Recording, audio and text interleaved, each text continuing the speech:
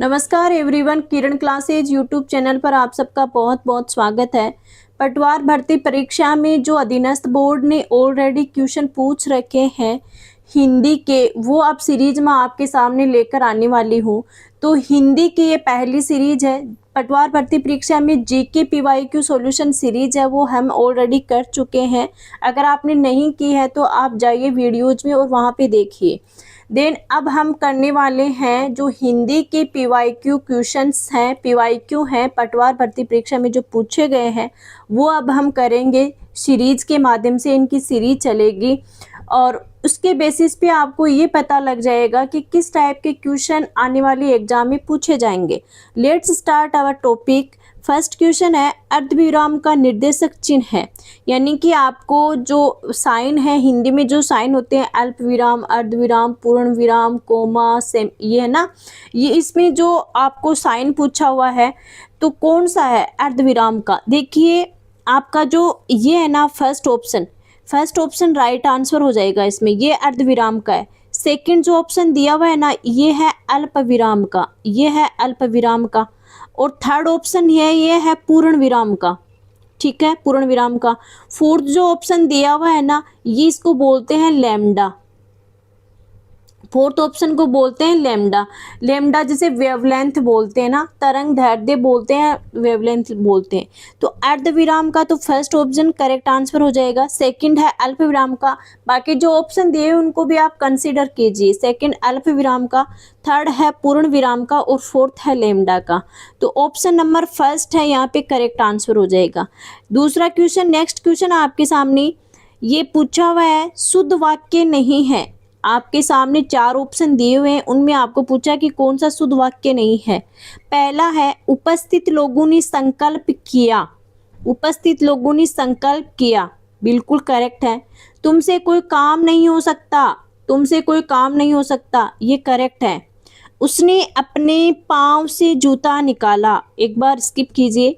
आज गाने का खूब रंग जमा, आज गाने का खूब रंग जमा। देखिए ये टॉपिक आपको बहुत अच्छी तरीके से क्लियर करना होता है, वरना आप बहुत कंफ्यूज हो सकते हो। इनमें जो फर्स्ट है, सेकंड और फोर्थ है ना, इनमें किसी प्रकार की कोई जो है वो करेक्शन की रिक्वायरमेंट नहीं है, बिल्कुल करेक्ट स्टेटमेंट है। उपस्थित लोगों ने संकल्प किया, तुमसे कोई काम नहीं हो सकता, आज गाने का खूब रंग जमा, ये बिल्कुल करेक्ट है। जो इनकरेक्ट है ना, वो है उसने अपने पाँव से जूता निकाला। इसकी जगह ये होगा कि उसने अपना जूता उतार लिया, यानी पाँव से जूता निकालने की बजाय जूता उतारना ज़्यादा करेक्ट होगा। या फिर उसने पाँव से जूता उतार लिया, या होगा उसने अपना जूता उतार लिया। समझ में आ रहा है? यानी या तो हो सकता है कि उसने अपना जूता उतार लिया या उसने पाँव से जूता उतार लिया, या फिर ऐसे हो सकता है कि उसने पाँव से जूता निकाला। उसने अपने पाँव से जूता निकाला ना, इसकी जगह हो सकता है उसने पाँव से जूता निकाला, ये इसका करेक्ट स्टेटमेंट होगा। नेक्स्ट क्वेश्चन है 140 नंबर का, हाथी का पर्यायवाची शब्द नहीं है। देखिए पर्यायवाची पूछा है, एक ऑप्शन दे दिया हाथी। अब जितनी हाथी के है ना, वो तो आपको याद करने ही करने हैं सारे, जो कौन कौन से होते हैं। आपके सामने चार ऑप्शन दिया हुआ है। करी, करी देखो छोटी री की छोटी मात्रा है। करी, नाग और मतंग। मतंग जो मन से ऐसे हाथियाँ धीरे धीरे धीमे धीमे डोलता है ना, तो उसी के बेसिस पे मतंग शब्द लिया हुआ है। तो करी, नाग और मतंग। नाग को ये मत समझना कि नाग सर्प का होता है, नाग हाथी का भी पर्यायवाची होता है। करी, नाग और मतंग, ये तीनों हाथी के पर्यायवाची हैं। करी, नाग और मतंग। जो पुंडरीक है ना, पुंडरीक है कमल का पर्यायवाची। तो आपके सामने जो ऑप्शन नंबर 4 है ना, वो करेक्ट आंसर हो जाएगा। यहाँ पे हाथी का पर्यायवाची करी है, नाग है, मतंग है, तीनों है। जो नहीं है वो पुंडरीक है, क्योंकि पुंडरीक कमल का पर्यायवाची है, ठीक है। नेक्स्ट क्वेश्चन है आपके सामने, प्रकंपित ध्वनि 141 में पूछा है, प्रकंपित ध्वनि है। अब सबसे पहले आपको ये पता होना चाहिए कि प्रकंपित ध्वनि कौन सी होती है। जिसका उच्चारण करते समय जीभ में कंपन पैदा होना, तो वो प्रकंपित ध्वनि कहलाती है। अब य, र, ल और व। अब देखिए जीभ में कंपन कौन से शब्द, कौन से जो है वर्ण में हो रहा है। य में हो रहा है, र में हो रहा है, ल में हो रहा है या व में हो रहा है। र, यानी जीभ में कंपन हो रहा है र में, तो प्रकंपित ध्वनि हुई, option number second correct answer. अगला क्वेश्चन है आपके सामने 142 का है, सट धन आनन शब्द की संधि क्या होगी? सट धन आनन, सट धन आनन, देखिए यहाँ पे व्यंजन शब्द व्यंजन संधि है, तो सट धन आनन का जो संधि होगी ना, सडानन, सटानन, सडानन, थोड़ा ऊपर कर लेती हूँ, सडानन और सडानन। देखिए इस सडानन और इस सडानन में डिफरेंस है, इसमें डा है, इसमें डा है, ठीक है, यानी यहाँ पे डा है और यहाँ पे डा है, ठीक है, यहाँ टा है और यहाँ डा हलंत है, यानी जो है आधा है, ठीक है, इसमें स्वर नहीं है ड में। ओके, अब आपको क्या पूछा है कि इसका संधि क्या होगा? संधि इसका करेक्ट आंसर हो जाएगा आपके सामने सडानन।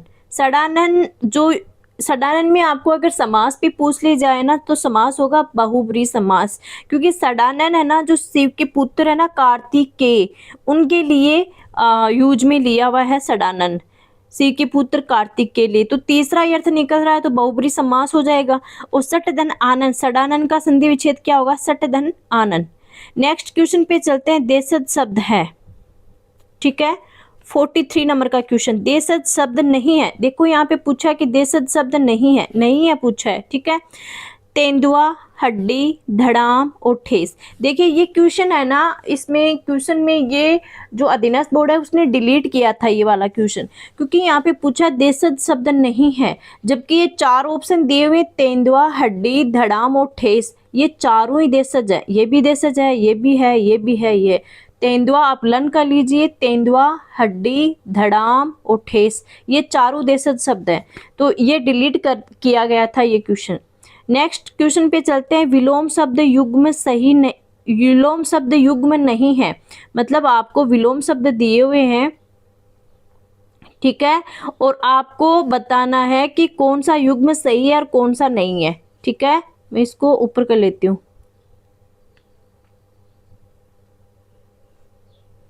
144 का क्वेश्चन चल रहा है, आपको विलोम शब्द युग्म बताने हैं कि कौन सा सही है कौन सा गलत है।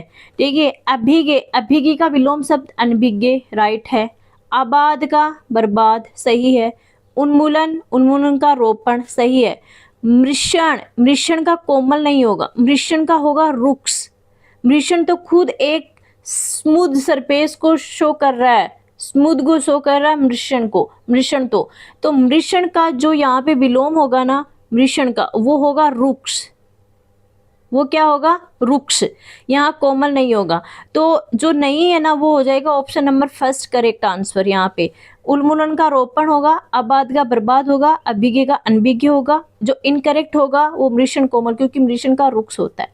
नेक्स्ट क्वेश्चन पे चलते हैं 145 पे, इम्प्लीमेंटेशन शब्द का हिंदी परिभाषिक शब्द। देखिए ये परिभाषिक है ना, बहुत इंपॉर्टेंट है। इम्प्लीमेंटेशन शब्द का हिंदी परिभाषिक शब्द कौन सा है? इम्प्लीमेंटेशन शब्द, इम्प्लीमेंटेशन शब्द का हिंदी परिभाषिक शब्द, प्रभावित करना, निहितार्थ, आयातित, कार्यान्वयन, कार्यान्वयन, कार्यान्वयन, इम्प्लीमेंटेशन शब्द का हिंदी परिभाषिक शब्द है कार्यान्वयन, ऑप्शन नंबर 4 करेक्ट आंसर। अगला क्वेश्चन है आपके सामने, संघ की राजभाषा हिंदी और लिपि देवनागरी होगी, यह भारत के संविधान के किस अनुच्छेद में वर्णित है? आपको क्वेश्चन पूछा है, देखिए 146 का क्वेश्चन देखिए आप, 146, संघ की राजभाषा हिंदी और लिपि देवनागरी होगी, यह भारत के संविधान के किस अनुच्छेद में वर्णित है? अनुच्छेद 342, 343, 344, 345। ये क्वेश्चन है ना, ये क्वेश्चन भी डिलीट किया था अधीनस्थ बोर्ड ने, क्योंकि इसमें ऑप्शन है ना वो सही नहीं दिए हुए थे। संघ की राजभाषा हिंदी और लिपि देवनागरी होगी, भारत के संविधान का अनुच्छेद 341 फर्स्ट है ना उसमें वर्णित है, तो उसमें 341 दे दिया, इतना ही दिया है, जबकि फर्स्ट सेकंड थर्ड वो नहीं दिया। तो संघ की भाषा हिंदी, राजभाषा हिंदी और लिपि देवनागरी होगी, अनुच्छेद 343 फर्स्ट, ये आपको पूरा याद रखना है, अनुच्छेद 343 फर्स्ट, इतना आपको पूरा याद रखना है, ठीक है। नेक्स्ट क्वेश्चन पे चलते हैं, शुद्ध शब्द नहीं है, निरोग, साफ, प्रायदीप, तत्व। देखिए आपको देखना है तत्व, तत्व में ये देखिए तत्व बिल्कुल शुद्ध शब्द है, तत्व में ये त्व और ये ऐसा आता है तत्व, ठीक है, आपको ध्यान में रखना है। प्रायद्वीप, प्रायद्वीप बिल्कुल शुद्ध है। सांप बिल्कुल शुद्ध। कई लोग क्या करते हैं, सांप को ऐसे ऐसे जो श्राप लिखा हुआ है ना, ऐसे श्राप, उसको शुद्ध मान लेते हैं। अरे भाई वो शुद्ध नहीं है, ये श्राप है ना, ये इनकरेक्ट है, ये शुद्ध नहीं है। तत्व है वो सही है, प्रायद्वीप से ये सांप होगा, जो आपका शाप है ना वो शाप ये होगा। श्राप गलत है, ये श्राप है ना ये गलत है, ये नहीं होता। निरोग, निरोग में देखिए नी बड़ी आती है, बड़ी मात्रा आती है निरोग में, निरोग है ना, तो ये 147 में फर्स्ट हो जाएगा। निरोग में छोटी मात्रा नहीं होती, बड़ी मात्रा आती है, निरोग ऐसे। तो शुद्ध शब्द नहीं है, ऑप्शन नंबर फर्स्ट ही यहाँ पे करेक्ट हो जाएगा। नेक्स्ट क्वेश्चन है आपके सामने, नीम का तत्सम रूप है निम्बक, निम्बिका, नींब और नींब। देखिए नीम का जो तत्सम रूप है ना वो होता है आपका नींब, नींब। छोटी नी की मात्रा आती है, ध्यान में रखना, बड़ी नी की नहीं आती। नींब होता है नीम का तत्सम रूप। नीम क्या है, नीम क्या, नीम तो खुद तद्भव रूप है, वो तत्सम है नींब। नेक्स्ट क्वेश्चन 149 है, हाथी के पाँव में सबका पाँव लोकोक्ति का निकटतम अर्थ है। आपको 4 ऑप्शन दिए हुए हैं, लोकोक्ति दी हुई है हाथी के पाँव में सबका पाँव, किसी बड़े का भार बड़ा ही उठाता है, बड़े लोगों के साथ छोटों की भी गुजर हो जाती है, यदि किसी व्यक्ति का कोई कुटुंबी उन्नति करता है तो उसका भी नाम होता है, किसी काम को करने में बड़े आदमियों के असफल होने पर छोटा उसे करने को तैयार हो जाता है। तो हाथी के पाँव में सबका पाँव लोकोक्ति का अर्थ है कि बड़े लोगों के साथ छोटों की भी गुजर हो जाती है। Option number second correct answer. Next question है, अभिराम और अविराम युग्म का अर्थ है। अभिराम, अविराम का तो सबको पता है, अविराम बिना आराम के यानी लगातार। तो लगातार यहाँ पे देखिए एक ही ऑप्शन में है, यहाँ बिना रुके भी आप कंफ्यूज हो सकते हो, बिना रुके अविराम और लगातार, इनमें दोनों में आप कंफ्यूज हो सकते हो ना। तो अभिराम का देखिए, अभिराम का होता है सुंदर, अभिराम का होता है सुंदर, अभिराम का होता है लगातार, अभिराम का होता है लगातार, अभिराम का होता है सुंदर। तो ऑप्शन नंबर फर्स्ट है करेक्ट आंसर हो जाएगा। अभिराम सुंदर, अभिराम लगातार, option number first correct answer. Next question है, किसी शब्द में सभी व्यंजन स्वर युक्त है, यानी किस शब्द में जो सारे व्यंजन दिए हुए हैं ना वो स्वर युक्त हैं। ठीक है, यह आपको बताना है। अब देखिए प्रथा, प्रथा में नहीं है, प्रथा देखिए, प्रथा में अगर आप तोड़ के लिखोगे ना तो आधा पै रे ओ था, ये होगा प्रथा। ठीक है, ये होगा प्रथा। तो प्रथा में दो सभी व्यंजन, इसमें क्या पूछा है, सभी, जैसे पै व्यंजन, रे व्यंजन, था व्यंजन, वो स्वर युक्त है। अब देखिए इसमें तो स्वर कहाँ है, ये हलंत है तो स्वर हट गया इनसे, तो भाई पै हलंत है ना, तो स्वर हट गया, मतलब कि इसमें से ये तो स्वर युक्त व्यंजन नहीं है। इसी तरह से पार्थ, पा में भी पा तो है, र है वो हलंत है, तो ये भी नहीं होगा। प्रीथा, प्रीथा में क्या होगा, री दिया हुआ है, तो री तो जैसे कि खुद एक स्वर है। ठीक है, और पै, पै क्या होगा, पै आधा होगा, तो इसमें भी स्वर व्यंजन युक्त स्वर नहीं है। पृथ्वी, पृथ्वी में भी पै क्या होगा, आधा होगा। तो ये है ना, ये क्वेश्चन डिलीट किया हुआ था, क्योंकि इसमें जो सारे शब्द है ना, सभी व्यंजन है ना वो स्वर युक्त नहीं है। जबकि पूछा कि स्वर युक्त क्या कौन सा है, तो है ही नहीं, तो कौन सा बताएं, तो डिलीट हो गया था। नेक्स्ट है, सर्वनाम का प्रकार नहीं है, पुरुषवाचक, निजवाचक, प्रश्नवाचक और गुणवाचक। अब आपको पूछा है कि सर्वनाम का प्रकार नहीं है। देखिए ये क्वेश्चन भी एक कॉम्प्लिकेटेड क्वेश्चन है। कॉम्प्लिकेटेड इसलिए, क्वेश्चन बहुत सिंपल है, क्वेश्चन बहुत सिंपल है, लेकिन कॉम्प्लिकेटेड इसलिए कि इसने अधीनस्थ बोर्ड ने डिलीट कर दिया था ये क्वेश्चन। अब डिलीट, क्योंकि पटवार की वो एग्जाम हुई थी ना, उसमें बहुत सारे क्वेश्चन डिलीट हुए थे। अब डिलीट क्यों किया ये पता नहीं, क्योंकि सर्वनाम के 6 प्रकार होते हैं। 3 तो ये दिए हुए हैं, पुरुषवाचक, निजवाचक, प्रश्नवाचक। एक होता है आपका निश्चय, निश्चयवाचक, एक होता है अनिश्चयवाचक, और एक होता है आपका संबंधवाचक। ठीक है, तो उस हिसाब से तो एक होता है संबंधवाचक, निश्चय, अनिश्चय, संबंध, पुरुष, निजवाचक, प्रश्नवाचक। उस हिसाब से तो आपका जो गुणवाचक है ना वो यहाँ पे करेक्ट हो जाएगा। भाई पुरुषवाचक, निजवाचक, प्रश्नवाचक है ना, ये 3 है, पुरुषवाचक, निजवाचक, प्रश्नवाचक, निश्चयवाचक, अनिश्चयवाचक, संबंधवाचक। ये सर्वनाम के 6 प्रकार हो गए, तो उस हिसाब से तो आपका गुणवाचक है यहाँ पे राइट आंसर हो जाएगा।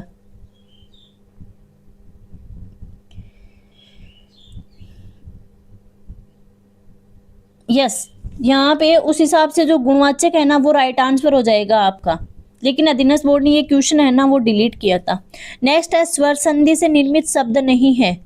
अत्याचार, उत्थान, भानुदेय, संभावाराधना।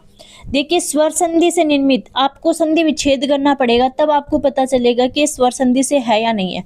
अत्याचार का संधि विच्छेद होता है अति धन आचार, ठीक है, अति धन आचार, तो ये स्वर संधि से निर्मित है। ई आ रहा है, आ रहा है, तो ये बन रहा है, ठीक है। उत्थान, उत्थान का होता है उद धन थान, उत्थान का होता है उद धन दान। अब देखिए उत्थान उद, लास्ट में द आ रहा है ना, और द हलंत है, इसमें स्वर नहीं है, स्वर रहित व्यंजन है ना, द है वो स्वर रहित व्यंजन है, तो इसमें व्यंजन संधि हो जाएगी। भानुदे, भानुधन उदय, भानु प्लस उदय। संभावराधना, संभव धन आराधना, ठीक है, तो इसमें क्या हो गया आपका स्वर संधि से निर्मित नहीं है, वो हो जाएगा उत्थान। अत्याचार का अति धन आचार, भानुदय का भानुधन उदय, और संभव धन आराधना। जो उत्थान होगा उसमें उद धन थान होगा, उद है वो स्वर रहित व्यंजन है, इसलिए स्वर संधि से निर्मित वो नहीं है, वो व्यंजन संधि से निर्मित है उत्थान। नेक्स्ट क्वेश्चन है आपके सामने 129।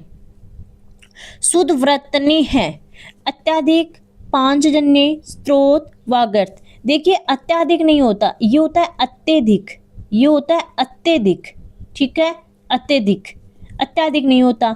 सेकंड है पांचजन्य, ये होता है ऐसे, पांचजन्य, पांचजन्य, ठीक है।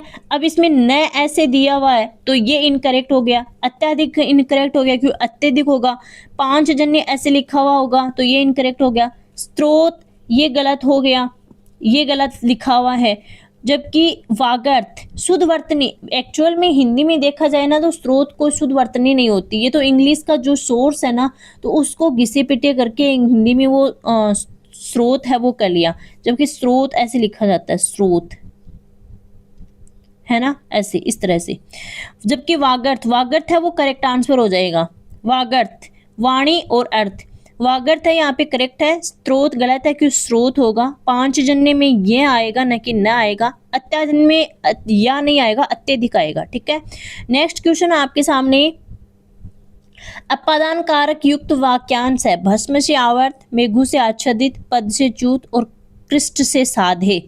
अपादान कारक से, देखिए अपादान होता है कर्ता ने कर्म को करण से संप्रदान के लिए अपादान से अलग होना, यानी किसी चीज से आप अलग हो जाओ, ठीक है।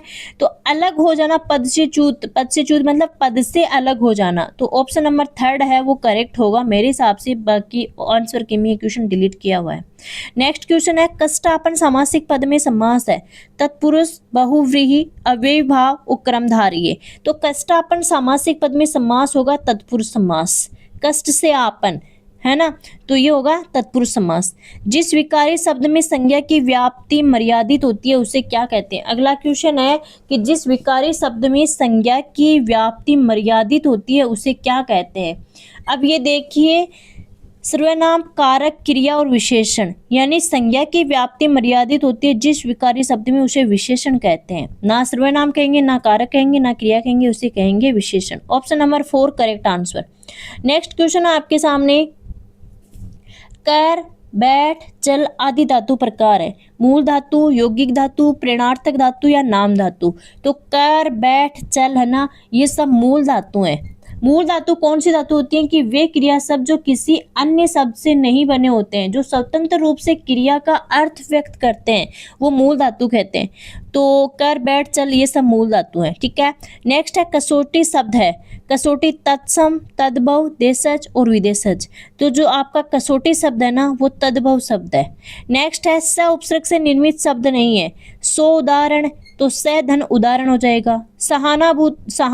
सहानुभूति, नेक्स्ट है सोल्लास, स धन उल्लास हो जाएगा। और सहित, स धन हित हो जाएगा। तो इसमें आपको क्या करना है, ये देखिए आपको सहित है वो उसमें स उपसर्ग है, सोल्लास स धन उल्लास में स उपसर्ग है, सोदाहरण स धन उदाहरण में स उपसर्ग है। जिसमें नहीं है ना वो है सहानुभूति। ऑप्शन नंबर 2 है वो करेक्ट आंसर हो जाएगा। अगला क्वेश्चन है आपके सामने, मूल शब्द प्रत्यय की दृष्टि से सही विभाजन नहीं है। देखिए लुहार, लुहार में लोहा धन आर, लुहार में है लोहा धन आर। लोहा धन आर, मूल शब्द में प्रत्यय की दृष्टि से सही विभाजन नहीं है। लुहार लोहा धन आर ये सही है। महत्व महत धन त्व, देखिए ये महत है ना, महत्व ऐसे लिखा हुआ है, ये बहुत इंपॉर्टेंट है, आपको कंसीडर करना है। महत्व महत तय है ना, हलंत है, इसमें देखिए दो तय हैं, आधे आधे दो तय हैं महत्व में, आपका जो ऐसा लगा हुआ है ना महत्व है ना, तो ये आधा तय और ये आधा तय। महत धन त्व, कसेरा कासा धन एरा, घुमाओ घूम धन आव। तो यहाँ पे देखिए मूल शब्द है ना, यहाँ पर मूल शब्द लुहार है ना, लुहार में मूल शब्द लोहा है और आर प्रत्यय है। लुहार में मूल शब्द लोहा आर प्रत्यय सही है। महत्व में महत मूल शब्द है, त्व प्रत्यय सही है। घुमाओ में घूम मूल शब्द आव प्रत्यय, जबकि कसेरा है ना, कांसा कांसा ऐसा होगा, कांसा धन एरा, कांसा धन एरा है ना, कांसा ये चंद्र बिंदु है ना, ये नहीं आएगी कसेरा में, कसेरा में ये जो चंद्र बिंदु है ना ये नहीं आएगी, ऐसा होगा कांसा धन एरा। ठीक है, तो ये है ना, ये इनकरेक्ट हो गया। नेक्स्ट क्वेश्चन आपके सामने है 137 नंबर का क्वेश्चन। खे खाना मुहावरे का अर्थ है। खे है खाना, खाने का लालची होना, आसान समझना, बुरी दशा में रहना, अनुभवी चालाक होना। तो खे खाना मुहावरे का अर्थ है बुरी दशा में रहना। ऑप्शन नंबर ये 3 है वो करेक्ट आंसर हो जाएगा, बुरी दशा में रहना। आई होप ये सीरीज आपको पसंद आई होगी। अगर पसंद आई तो मेरी वीडियो को लाइक करना, शेयर करना, चैनल पर नए हो तो सब्सक्राइब कर लेना। कमेंट बॉक्स में मुझे सजेशन देना कि आपको किस प्रकार की PYQ सीरीज है वो चाहिए है, जिससे आप अपनी एग्जाम को फाइट कर सके। Bye everyone, take care. नमस्कार everyone, Kiran classes YouTube channel पर आप सबका बहुत बहुत स्वागत है। तो राजस्थान पटवार भर्ती परीक्षा है, उसमें हिंदी के क्वेश्चन जो पूछे गए हैं वो सीरीज हम कर रहे हैं। तो हिंदी के क्वेश्चन की ऑलरेडी एक सीरीज कर चुके हैं और ये दूसरा पार्ट है। जो राजस्थान पटवार भर्ती परीक्षा में आज तक हिंदी के जो क्वेश्चन पूछे गए हैं उनकी सीरीज है, ये सेकेंड पार्ट है। Let's start our topic. इससे पहले चैनल को प्लीज आप लाइक कर दो, लाइक बिल्कुल भी नहीं करते हो, I request to you all student please like कर दो। चलिए स्टार्ट करते हैं। व्याकरण की दृष्टि से निम्न में से कौन सा शुद्ध वाक्य है, आपको जो करेक्ट स्टेटमेंट है वो बताना है। देखिए हमारे पूज्य गुरुजी आ जाएंगे, आपको करेक्ट स्टेटमेंट बताना है, ध्यान से पढ़ना है, ठीक है। हमारे पूज्य गुरुजी आ जाएंगे, ये बिल्कुल सही है।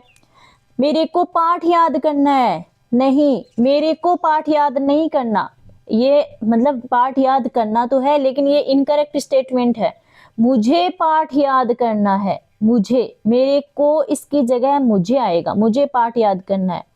थर्ड स्टेटमेंट है, यहाँ कोई एक चित्र नहीं है, ये इनकरेक्ट है। यहाँ कोई चित्र नहीं है, ये एक है ना, ये नहीं आएगा, यहाँ कोई चित्र नहीं है। फोर्थ स्टेटमेंट है, पढ़ना एक आवश्यकीय कार्य है, बिल्कुल इनकरेक्ट है। पढ़ना एक आवश्यक कार्य है, यानी कि यहाँ पे सिर्फ आएगा आवश्यक, आवश्यकीय की जगह आवश्यक आएगा, ठीक है। तो यहाँ पे इनकरेक्ट स्टेटमेंट ये हो जाएगा, हमारे पूज्य गुरुजी आ जाएंगे, ऑप्शन नंबर ए। बी क्यों नहीं हुआ, मेरे को पाठ याद करना है, नहीं होगा, मुझे पाठ याद करना है। यहाँ कोई एक चित्र नहीं है, इसका करेक्ट सेंटेंस क्या होगा, यहाँ कोई चित्र नहीं है। पढ़ना एक आवश्यकीय कार्य है, इसका करेक्ट स्टेटमेंट होगा पढ़ना एक आवश्यक कार्य है। नेक्स्ट क्वेश्चन है 47, किस वाक्यांश के लिए प्रयुक्त शब्द सार्थक नहीं है। आपको 4 स्टेटमेंट दिए हुए हैं और ये वन लाइनर स्टेटमेंट है, वन वर्ड स्टेटमेंट है, जिनमें आपको बताना है कि कौन से स्टेटमेंट के लिए जो वन वर्ड है वो एकदम सही यूज में हुआ या नहीं हुआ। जिसे जीता न जा सके, जिसे जीता न जा सके, अजय सही है। बिना वेतन काम करने वाला, अवेतनिक, बिल्कुल करेक्ट है। दोपहर के बाद का समय, ये इनकरेक्ट हो गया। दोपहर के बाद का समय होता है अपराह्न, ये होता है अपराह्न, है ना। और दोपहर के पहले का समय है ना वो होता है पूर्वाह्न, तो ये इनकरेक्ट हो गया। जिसका अनुभव किया जा चुका हो वो होता है अनुभूत, यानी जिसका अनुभव किया जा चुका हो, अनुभूत। तो यहाँ पे इनकरेक्ट क्या हो गया, दोपहर के बाद का समय। दोपहर के बाद का समय होता है अपराह्न, जबकि यहाँ पूर्वाह्न दिया हुआ है। पूर्वाह्न होता है दोपहर के पहले का समय। नेक्स्ट क्वेश्चन पे चलते हैं। किस विकल्प में अंग्रेजी परिभाषिक शब्द के समकक्ष हिंदी परिभाषिक शब्द सही है? इंग्लिश में आपको परिभाषिक शब्द दिए हुए हैं, उनको आपको देखना है कि इनका जो हिंदी मीनिंग है वो सही है या नहीं है। तो देखिए असेंट, असेंट है आज्ञा, बिल्कुल गलत है, क्योंकि असेंट का आज्ञा नहीं होता, असेंट का होता है आधिकारिक स्वीकृति। आधिकारिक स्वीकृति, ठीक है, आधिकारिक स्वीकृति। सेकंड है, देखिए असेंट का होता है, मैं बोलकर बता देती हूँ, असेंट का आज्ञा नहीं होता, असेंट का होता है आधिकारिक स्वीकृति। तो ये गलत हो गया। डिफेमेशन, डिफेमेशन होता है मानहानि, ये बिल्कुल करेक्ट है। इनफॉर्मल, इनफॉर्मल औपचारिक नहीं होता, इनफॉर्मल होता है अनौपचारिक। और कॉन्क्लूजन, कॉन्क्लूजन प्रस्तावना नहीं होता, कॉन्क्लूजन होता है निष्कर्ष। तो यहाँ पे करेक्ट क्या हो गया, सही पूछा है कि शब्द सही है वो डिफेमेशन, डिफेमेशन मानहानि, ठीक है। असेंट का होता है आधिकारिक स्वीकृति, आज्ञा नहीं होता। इनफॉर्मल का अनौपचारिक होता है, औपचारिक नहीं होता। कॉन्क्लूजन का आपका निष्कर्ष होता है, प्रस्तावना नहीं होता। Option number B correct answer. Next question है, दांतों से हाथ काटना मुहावरे का भावार्थ है। मुहावरा दिया हुआ है, वो है दांतों से हाथ काटना, इसका क्या भावार्थ है? अधिक परिश्रम करना, अपने हाथों को दांतों से काटना, पश्चाताप करना या अत्यधिक कंजूस होना। तो इस मुहावरे का अर्थ है पश्चाताप करना, अपने दांतों से हाथ काटना, इसका मतलब होता है पश्चाताप करना। Option number C correct answer. Next question दिया हुआ है, किस विकल्प में एडजूरमेंट शब्द का समकक्ष हिंदी परिभाषिक शब्द सही है? एडजूरमेंट दिया हुआ है, एडजूरमेंट शब्द दिया हुआ है, इसका हिंदी परिभाषिक शब्द आपको बताना है। विज्ञप्ति नहीं, संहिता नहीं, अनुपूरक नहीं, स्थगन, बिल्कुल स्थगन। एडजूरमेंट साइन डाई होता है, स्थगन प्रस्ताव होता है, और एडजूरमेंट का होता है स्थगन। Option number D correct answer. Next question है आपके सामने, त्रिफला शब्द किस समास का उदाहरण है? त्रिफला, देखिए यहाँ पे आप कंसिडर कीजिए, अव्ययी भाव नहीं, कर्मधारय नहीं, द्वंद्व नहीं, दिगु, दिगु। अब आप बोलोगे कि मैम दिगु समास कैसे हुआ, एक्सप्लेन करो। भाई अव्ययी भाव हो सकता है, कर्मधारय हो सकता है, द्वंद्व हो सकता है, दिगु कैसे हुआ, एक्सप्लेन करना है। तो देखिए त्रिफला शब्द दिया हुआ है ना, त्रिफला। अब इस शब्द में दो, ये एक शब्द में दो, इनको डिवाइड कर लीजिए दो पार्ट में। पहला शब्द है त्रि, है ना, और दूसरा है फला। त्रि है वो संख्यावाचक दिख रहा है, त्रि क्या है, संख्यावाचक आपको दिख रहा है।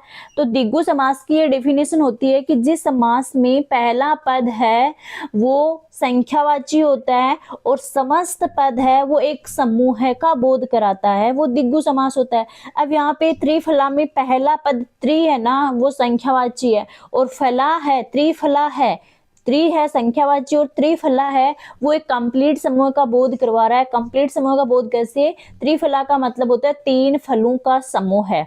इट मीन्स दिगु की द्विगु समास की डेफिनेशन पे त्रिफला शब्द है वो बिल्कुल खरा उतर रहा है। तो option number B correct answer. Next question आपके सामने, आपको चार ऑप्शन दिए हुए हैं, ठीक है। इस चार ऑप्शन में आपको बताना है कि कौन सा शब्द युग्म अर्थ भेद की दृष्टि से सही नहीं है। जो इनकरेक्ट है ना वो आपको बताना है, ठीक है। शब्द युग्म दिए हुए हैं एक साइड में, दूसरी साइड में अर्थ भेद दिए हुए हैं। देखिए बदन, बदन का शरीर होता है, सही है। वदन, वदन का मुख होता है, करेक्ट है। दिन, दिन का दिवस होता है। दीन, दीन का गरीब होता है, करेक्ट। उभय, उभय दोनों होता है। अभय, अभय भय रहित होता है। और फोर्थ है आदि और आदि। देखिए ये गलत है, क्योंकि आदि है ना, आदि का होता है, आदि का होता है आरंभ, आदि का होता है आरंभ, और जो आदि है ना उस आदि का होता है अभ्यस्त। आदि का क्या होता है? आदि का होता है आरंभ और आदि का होता है अभ्यस्त। तो ये जो इनकरेक्ट स्टेटमेंट है ना वो डी हो गया, option number D. Next question पे चलते हैं, किस विकल्प में सभी शब्द परस्पर पर्यायवाची नहीं है? आपको जो परस्पर पर्यायवाची शब्द नहीं है वो देखने हैं। देखिए हाथी, गज, हस्ती, बिल्कुल जो पिछला सीरीज हुआ था ना, उसमें भी अपन ने हाथी का वो देखा था पर्यायवाची, और इस सीरीज में भी हाथी के पर्यायवाची पूछे गए हैं। हाथी, गज, हस्ती, ये तीनों आपस में एक हाथी के पर्यायवाची, यानी गज हाथी का भी है, हस्ती हाथी का भी है। इसके अलावा हाथी का नाग भी होता है। नाग ध्यान में रखना, ये इंपॉर्टेंट है। नाग आप सिर्फ सरप को करोगे, हाथी का भी नाग होता है, करी होता है, मतंग होता है, ये हाथी के होते हैं। नेक्स्ट है विष्णु, लक्ष्मीपति, महेश्वर। देखिए विष्णु और लक्ष्मीपति है ना, ये तो करेक्ट हो गया। विष्णु और लक्ष्मीपति आपस में एक दूसरे के पर्यायवाची हैं, लेकिन महेश्वर है ना, ये नहीं है। महेश्वर शिव का पर्यायवाची है। महेश्वर है ना, वो शिव का पर्यायवाची है, तो ये इनकरेक्ट हो गया। ठीक है। थर्ड है शिव, चंद्रशेखर, उमापति। बिल्कुल, चंद्रशेखर शिव का पर्यायवाची है, उमापति भी शिव का पर्यायवाची है। फोर्थ है नदी, सरिता, सलीला। ये आपस में पर्यायवाची है। नदी, सरिता, सलीला आपस में पर्यायवाची है। तो यहाँ पे इनकरेक्ट पूछा है कि सभी शब्द परस्पर पर्यायवाची नहीं है, तो ऑप्शन नंबर बी यहाँ पे करेक्ट हो जाएगा। नेक्स्ट क्वेश्चन है, किस विकल्प में विलोम युग्म है?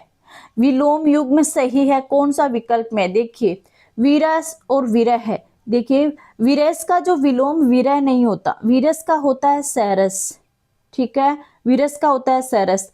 पथ्य, पथ्य का होता है अपथ्य। पथ्य क्या होता है? पथ्य मतलब उसको बोलते हैं जो अपने के स्वास्थ्य के लिए उत्तम हो, या फिर जो रोगी को जो भोजन दिया जाता है उसे भी पथ्य बोलते हैं। तो पथ्य का विलोम पथ्य नहीं होता, पथ्य का होता है अपथ्य। ठीक है। फिर आपका संतुष्ट और संतृष्ट। देखिए संतुष्ट का संतृष्ट नहीं होता, ये भी इनकरेक्ट है। संतुष्ट का असंतुष्ट होता है। ठीक है, संतुष्ट का होता है असंतुष्ट। फिर है सत्कृत और निरादृत, ये बिल्कुल करेक्ट है। सत्कृत का विलोम निरादृत होता है, या आप त्रिस्कृत भी यूज में ले सकते हो। तो यहाँ पे क्या पूछा है? विलोम युग में सही है ना, तो वीरस का सरस होगा, ये गलत हो गया। पथ्य का अपथ्य होगा, ये गलत हो गया। संतुष्ट का असंतुष्ट होगा, ये गलत हो गया। तो सत्कृत और निरादृत, सत्कृत का त्रिस्कृत हो गया, निरादृत होगा, ये बिल्कुल सही है। Option number C correct answer हो जाएगा। अगला क्वेश्चन है आपके सामने, निम्नलिखित शब्दों पर विचार कीजिए। आपको 4 ऑप्शन दिए हुए हैं और उन पे आपको विचार करना है कि कौन से शब्द है वो सही है या गलत है। देखिए मैं इसको कम कर लेती हूँ थोड़ा सा, आपको दिख रहा होगा डी ऑप्शन तक। बिल्कुल, आपको 4 शब्द दिए हुए हैं, उनपे आपको बताना है कि कौन से शब्द है वो शुद्ध है। ठीक है, देखिए फर्स्ट दिया हुआ है आत्मोन्नति। आत्मोन्नति है, आत्मोन्नति है, वो बिल्कुल करेक्ट है। ठीक है। फिर है पाणी ग्रहण। देखिए पानी में है ना, पानी ग्रहण में जो अणी है वो बड़ी नहीं आती, इसका करेक्ट होता है पानी, ये छोटी मात्रा आती है, पानी ग्रहण, ये होता है करेक्ट, पानी ग्रहण। देखिए आत्मोन्नति सही है, पानी में पानी ये छोटी मात्रा आती है, पानी ग्रहण। ठीक है। इसके बाद में लखपति। देखिए लखपति नहीं होता, ये होता है लखपति। ठीक है, तो ये इनकरेक्ट हो गया, ये भी इनकरेक्ट हो गया। ध्यानाकर्षण, ध्यान धन आकर्षण, ये बिल्कुल करेक्ट है। तो आत्मोन्नति और ध्यानाकर्षण फर्स्ट और फोर्थ करेक्ट है, फर्स्ट और फोर्थ होगा डी ऑप्शन। पाणी ग्रहण में अणी है वो छोटी मात्रा आएगी, लखपति क नहीं आएगा, ख आएगा, लखपति। Option number D correct answer. Next question में चलते हैं, आपको संधि विच्छेद दिए हुए हैं और आपको बताना है कि कौन सा संधि विच्छेद है वो सही है। देखिए फर्स्ट है व्रह टिटि भय, व्रह टिटि भय, तो इसका संधि विच्छेद व्रह और टीटा भय नहीं होगा। इसका संधि विच्छेद है ना वो व्रह टिटा भय नहीं होगा, व्रह टीटी भय होगा, व्रह टी भी, यहाँ पे टी आना चाहिए था, तो ये इनकरेक्ट हो गया। थर्ड सेकंड है यशोभिलाषी। यशोभिलाषी का संधि विच्छेद यश है, धन अभिलाषी होगा, अभिलाषी, अभिलाष दिया हुआ है तो ये इनकरेक्ट हो गया क्योंकि अभिलाषी होगा। थर्ड है महेश्वरीय। महेश्वरी का संधि विच्छेद महाधन ऐश्वर्य, ये बिल्कुल करेक्ट है। महेश्वरी का संधि विच्छेद महाधन ऐश्वर्य, ये बिल्कुल करेक्ट है। फोर्थ है रीत्यानुसार। देखिए रीति, यहाँ पे रीति आएगा, रीति धन अनुसार।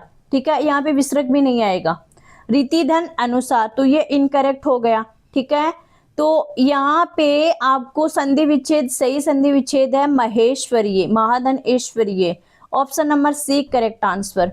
नेक्स्ट क्वेश्चन है आपके सामने, आपको दिया हुआ है कि किस विकल्प में सभी शब्दों में उपसर्ग और प्रत्यय दोनों का प्रयोग हुआ है। देखिए पहला ऑप्शन है अंतःकरणीय, अंतःकरणीय में उपसर्ग देखा जाए तो अंतः उपसर्ग होगा, और प्रत्यय देखा जाए तो ये प्रत्यय आ गया, ठीक है, तो इसका तो हो रहा है।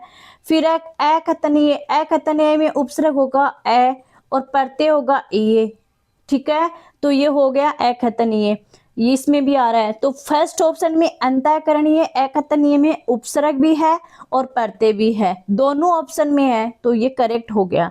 फिर सेकंड ऑप्शन देखते हैं बहिर्गमन। देखिए बहिर्गमन में बहिर उपसर्ग तो है लेकिन गमन मूल शब्द है, इसमें कोई प्रत्यय नहीं है। आध्यात्म इसमें भी नहीं है, पूरा काल, अधोघात इनमें भी है, वो उपसर्ग और प्रत्यय दोनों में नहीं है। अध लिखा, अनपढ़ इनमें भी नहीं है। तो जो पूरा कंप्लीट है ना कि अंतःकरण में उपसर्ग प्रत्यय भी है, अकथनीय में भी उपसर्ग प्रत्यय है, बाकी के अलावा किसी में उपसर्ग नहीं है, किसी में प्रत्यय नहीं है, किसी में उपसर्ग प्रत्यय दोनों नहीं है। तो option number A correct answer हो जाएगा। यहाँ पे आज की सीरीज है वो कंप्लीट होती है। आई होप आपको ये सीरीज पसंद आई होगी, आपको ये लेक्चर पसंद आया होगा। कमेंट बॉक्स में कमेंट करके मुझे सजेस्ट कीजिए कि किस प्रकार के वीडियो आपके सामने लाए जाएं ताकि आप एग्जाम फाइट कर सको, आपके लिए बेनिफिशियल रहे। Bye bye everyone, take care. नमस्कार everyone, Kiran classes YouTube channel पर आप सबका बहुत बहुत स्वागत है। पटवार की पीवाईक्यू सीरीज चल रही थी, पटवार की हिंदी की पीवाईक्यू सीरीज चल रही थी, जिसमें 2 सीरीज हम ऑलरेडी कर चुके हैं और ये आज तीसरी सीरीज है जिसमें पटवार भर्ती परीक्षा में हिंदी में जितने क्वेश्चन आज तक पूछे गए हैं वो हम सॉल्यूशन उनका देख रहे हैं ताकि हमें एक बेस मिल जाए कि किस प्रकार के क्वेश्चन है वो पूछे जाएंगे। तो स्टार्ट करते हैं। फर्स्ट क्वेश्चन है कि कौन सा शब्द संधि विच्छेद सही नहीं है। 4 शब्द आपको दिए हुए हैं और इसमें आपको ये करना है कि कौन सा संधि विच्छेद है वो सही नहीं है।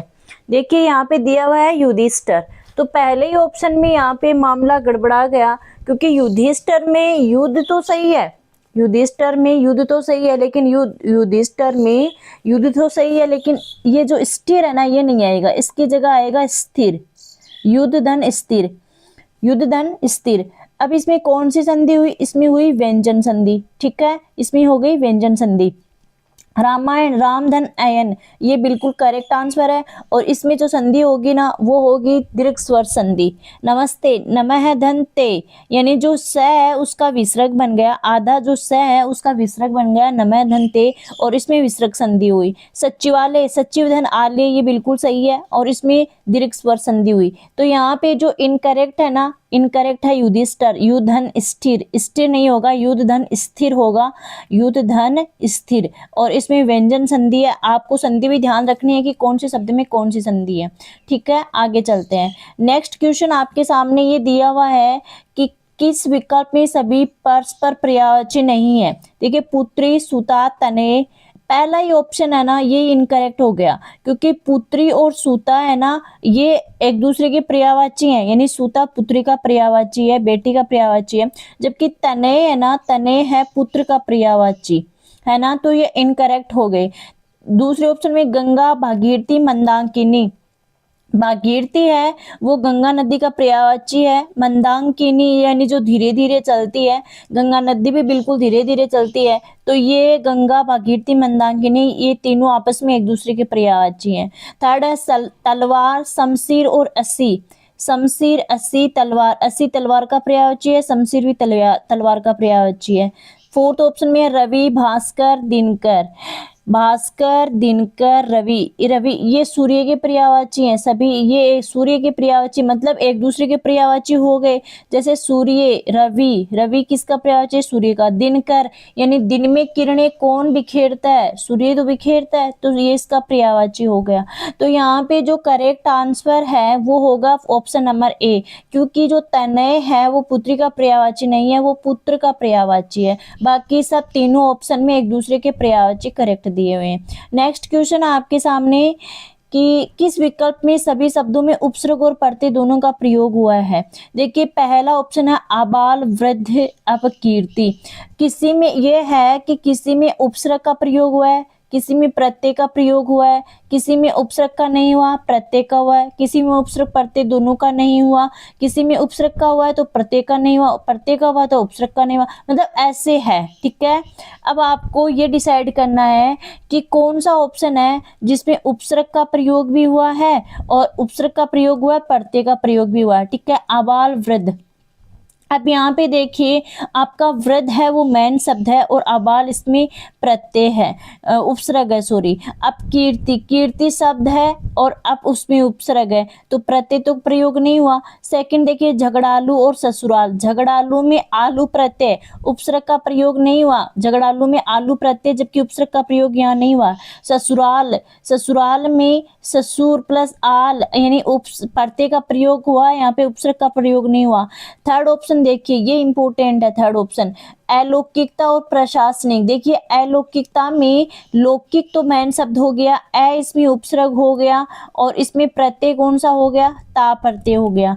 वैसे ही प्रशासनिक में देखिए प्रशासनिक में प्र उपसर्ग है, प्रशासनिक एक और एक प्रत्यय है। ठीक है, यानी अलौकिकता में उपसर्ग भी है प्रत्यय भी है, प्रशासनिक में उपसर्ग भी है प्रत्यय भी है। ठीक है, यानी अलौकिकता में उपसर्ग ता प्रत्यय, प्रशासनिक में प्र उपसर्ग एक प्रत्यय। तो ऑप्शन नंबर सी करेक्ट हो गया। एक बार फोर्थ को देख लेते हैं, अनुकरणीय निश्चल। देखिए निश्चल में नी उपसर्ग तो प्रयोग हुआ है लेकिन चल है मेन शब्द प्रत्यय इसमें प्रयोग नहीं हुआ तो ये यहीं पे इनकरेक्ट हो गया है ना, आगे देखने की वो है नहीं। अनुकरणीय है ना, इसमें ऑप्शन अनुकरणीय में बिल्कुल उपसर्ग भी प्रयोग हुआ है प्रत्यय भी प्रयोग हुआ है, लेकिन निश्चल में देखिए निश्चल में उपसर्ग तो प्रयोग हुआ है लेकिन प्रत्यय का प्रयोग नहीं हुआ तो ऑप्शन नंबर सी है करेक्ट आंसर हो जाएगा।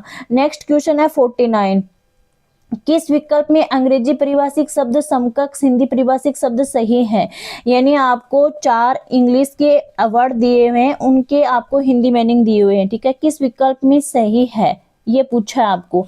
देखिए एडवर्स, एडवर्स का अनुकूल नहीं होता, एडवर्स का होता है प्रतिकूल, एडवर्स का होता है प्रतिकूल, तो ये इनकरेक्ट हो गया। इनएक्सपेडिएंट, देखिए यहाँ पे वर्ड दिया हुआ है इनएक्सपेडिएट, इनएक्सपेडिएट है ना, इसका मान ये देखिए आपकी बेमतलब होता है, अनुभवहीन नहीं होता, इसका मतलब होता है बेमतलब। ठीक है, प्रोबेशन, प्रोबेशन परिवीक्षा, प्रोबेशन पीरियड होता है कि जैसे किसी की जॉब लगती है तो 2 साल का मोस्ट ऑफ प्रोबेशन पीरियड होता है यानी परिवीक्षा काल होता है, तो ये बिल्कुल करेक्ट है। सिंपोजियम, सिंपोजियम, सिंपोजियम का मतलब होता है लक्षण नहीं होता, सिम्टम होते हैं ना, अगर सिम्टम आता, सिम्टम का लक्षण होता है उसका मीनिंग लक्षण होता है, लेकिन सिंपोजियम है ना, सिंपोजियम का मतलब ये होता है संगोष्ठी या विचार विमर्श करना। ठीक है, तो ये इनकरेक्ट हो गया। तो यहाँ पे करेक्ट कौन सा है जो सही दिया हुआ है, प्रोबेशन, प्रोबेशन का परिवीक्षा होता है। एडवर्स का याद रखिए आप प्रतिकूल, इनएक्सपेडिएट का मतलब होता है आपका बेमतलब और सिंपोजियम का मतलब होता है आपका जो है ना वो संगोष्ठी या विचार विमर्श। तो ऑप्शन नंबर सी है वो करेक्ट आंसर हो गया। नेक्स्ट क्वेश्चन देखो यहाँ पर, किस विकल्प में फोरसाइट शब्द का समकक्ष हिंदी परिभाषिक शब्द सही है। यहाँ पे दिया हुआ है फोरसाइट। ठीक है, दूरदर्शिता, दुरुपयोग, द्वेभाविक और दिव्य। फोरसाइट, फोरसाइट का मतलब होता है दूरदर्शिता। ठीक है, option number A correct answer हो जाएगा। नेक्स्ट क्वेश्चन है आपके सामने विकल्प दिए शब्द युग में दिए हुए हैं और उनके अर्थ दिए हुए हैं। ठीक है, तो आपको करेक्ट बताना है कि कौन सा सही है कौन सा गलत है। देखिए प्रवाह है, प्रवाह है, इस प्रवाह का मतलब फिक्र होता है। ठीक है, मुझे आपकी परवाह है। ठीक है, फिक्र, प्रवाह का मतलब बहना होता है, तो ये तो बिल्कुल करेक्ट हो गया। फिर है चरम और चरम, चरम का मतलब अंतिम, चरम पड़ाव, अंतिम पड़ाव, और चर्म, चमिस, चमड़ा, ये भी करेक्ट हो गया बिल्कुल। फिर आलोक और एलोक, आलोक और एलोक। देखिए यहाँ पे आप कंफ्यूज होंगे क्योंकि आलोक का मतलब तो होता है देखना, आलोक का मतलब होता है देखना, जबकि यहाँ पे दिया हुआ है अंधेरा। एलोक का मतलब होता है निर्जन या फिर अदृश्य, है ना, एलोक का मतलब होता है निर्जन या अदृश्य, जबकि यहाँ पे दिया हुआ चहल पहल, तो ये भी गलत हो गया। अब देखो यहाँ पे पास और पास है, पाश, पाश मतलब फंदा, पास, पास मतलब निकट। यहाँ पे सारे है ना वो बिल्कुल करेक्ट है। परवाह है, फिक्र हो गया, प्रवाह है, बहना हो गया। चरम अंतिम हो गया, चरम चमड़ा हो गया। आलोक, आलोक मतलब ये इनकरेक्ट हो गया, ये तो दोनों करेक्ट है।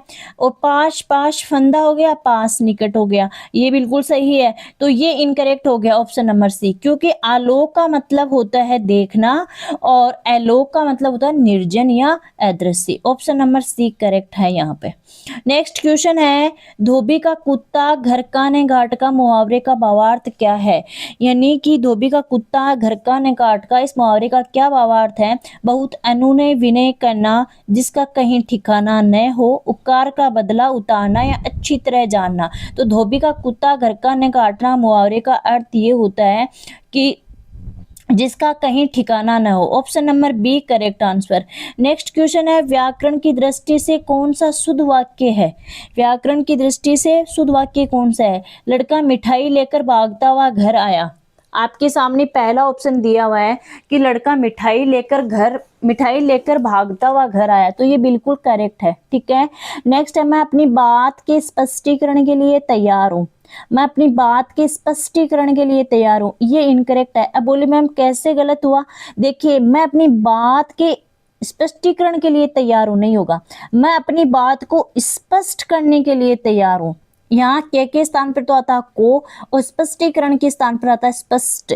मैं अपनी बात को स्पष्ट करने के लिए तैयार हूँ, ये करेक्ट होता। नेक्स्ट है, राम का वीर गाथा रामायण में है, ये बिल्कुल इनकरेक्ट है। ये होता करेक्ट होता राम की वीर गाथा रामायण में है, तो आपका करेक्ट होता। तो ये करेक्ट हुआ, ये इनकरेक्ट हुआ, ये इनकरेक्ट हुआ। मैंने इस काम में बड़ी अशुद्धि की नहीं, मैंने इस काम में बड़ी गलती की, ये होता बिल्कुल सही। तो आपका शुद्ध वाक्य पूछा है, तो लड़का मिठाई लेकर भागता हुआ घर आया, ये शुद्ध है। बाकी आपके इनकरेक्ट है, मैंने आपको बता दिया क्यों है, क्योंकि से बी ऑप्शन है ना, इसका करेक्ट ये होता मैं अपनी बात को स्पष्ट करने के लिए तैयार हूँ। सी ऑप्शन का करेक्ट होता राम की वीर गाथा में रामायण है। फोर्थ का होता मैंने इस काम में बड़ी गलती की। Option number A correct answer यहाँ पे। नेक्स्ट क्वेश्चन है, किस वाक्यांश के प्रयुक्त शब्द सार्थक नहीं है?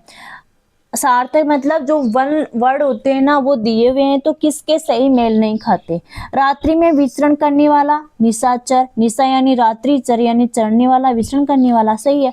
जिसे सबके विषय में जानकारी हो, सर्वज्ञ, ये यानी जानने वाला, और सर्व यानी सब कुछ, सबके विषय में जानकारी हो, सर्वज्ञ। 12 महीनों में एक बार होने वाला 12 मासा, नहीं नहीं नहीं नहीं, ये गलत है।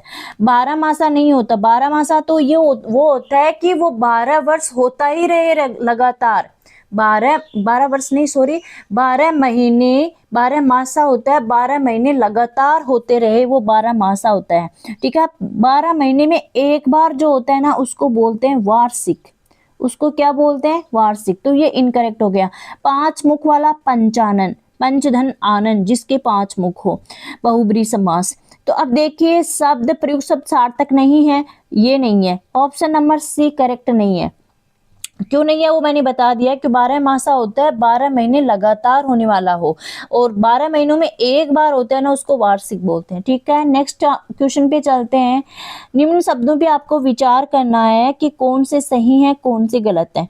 ठीक है, सवाना, सवाना बिल्कुल करेक्ट है। श्रीमती, श्रीमती बिल्कुल करेक्ट है। स्थायित्व है बिल्कुल सही है। उल्लंघन ये इनकरेक्ट है। बोले मैम सही क्या होगा? सही होगा ये उल्लंघन, मेरे पास आगे स्पेस नहीं है तो मैं नीचे लिख रही हूँ उल्लंघन, ये होता है, यानी कि एक आधा ल और आता है, तो उल्लंघन ये सही शब्द होगा। ठीक है, तो 1, 2 और 3 यानी सवाना बिल्कुल करेक्ट है, श्रीमती करेक्ट है, स्थायित्व करेक्ट है, उल्लंघन रॉन्ग है। Option number A correct answer. Next question पे चलते हैं। यथाशक्ति शब्द किस समास का उदाहरण है? तत्पुरुष, द्विगु, क्रमधारी, अव्ययभाव। देखो आपको शब्द जो समास है ना, जो मेन समास है आपके, उनके आपको डेफिनेशन याद होना जरूरी है कि कौन से समास की क्या परिभाषा होती है, तभी आप ये जो वर्ड दिए हुए हो ये कर सकते हो। देखिए यथाशक्ति, यथाशक्ति का जो विग्रह होता है वो समास का वो होता है शक्ति के अनुसार, शक्ति के अकॉर्डिंग, शक्ति के अनुसार। अब देखिए यहाँ पे अव्ययी भाव समास होगा। अब बोले मैम अव्ययी भाव समास ही क्यों होगा और दूसरा क्यों नहीं हो सकता? क्योंकि अव्ययी भाव समास है ना, उसका जो अव्ययी भाव समास का जो परिभाषा होती है, जो डेफिनेशन होती है, वो ये होती है कि जिस समास में पूर्व पद अव्यय हो और समस्त पद क्रिया विशेषण का कार्य करते हो। अब जैसे यथाशक्ति है ना, इस यथाशक्ति में पूर्व पद यथा है, और यथा क्या है? यथा एक अव्यय है, और जो समस्त पद है ना शक्ति, यथाशक्ति, ये क्रिया विशेषण का काम कर रहा है। ठीक है, यहाँ पे तो यहाँ पे यथाशक्ति किस समास का उदाहरण है? अव्ययी भाव समास का। आई होप आपको समझ में आ गया होगा। नेक्स्ट क्वेश्चन है आपके सामने कि किस विकल्प में विलोम युग्म है?